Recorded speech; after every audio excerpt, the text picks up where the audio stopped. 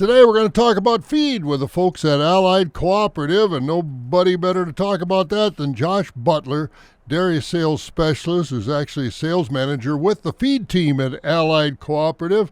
And Josh, first of all, this weather, man, oh man, what's this doing to the feed supplies and the feed needs and the feed orders? So it's not really changing it, Bob. You know, obviously we're enjoying the warm weather here in central Wisconsin. It's making farmers a lot happier to discuss feed products with, which is, it just brightens everybody's mood. Nobody likes old man winter, for sure. Boy, that is for sure. It's a lot easier to stand by the feed bunk on these kind of mornings. Hey, Josh, tell me about what you've got now, the Hixton feed mill. Purina products, but tell us about the services that you can provide out of that feed mill for our farmers. We are a Purina dealer. Purina is one of the largest feed companies in the world, and it obviously has a very recognizable trademark with the checkerboard. So Provision, which is now Allied Cooperative, we obviously had a great history and partnership with Purina since the beginning. For those of you that don't know, Purina has been around since 1860.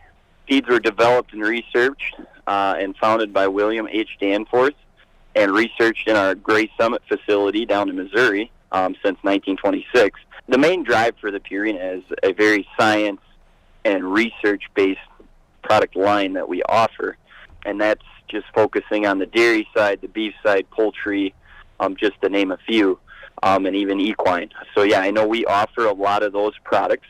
Going on top of that, you know, we do out of Hixton, we're going to offer, you know, the typical commodity pricing, and not to mention on the Purina side, we do offer a lot of science-based, so we have access to a lot of Purina scientists, veterinarians, people who are definitely putting their research and time into these products to ensure we're having a productive life for the animal. And of course, Josh, if you hadn't had success with Purina, your dairy farmers or your farmers would let you know. So successful Purina products have been well accepted and really worked well. What about nutritionists on staff, delivery feed trucks, things like that you can offer through the Hixton mill? So we currently on staff here at Allied Cooperative, we currently have, I believe it is 12 nutritionists.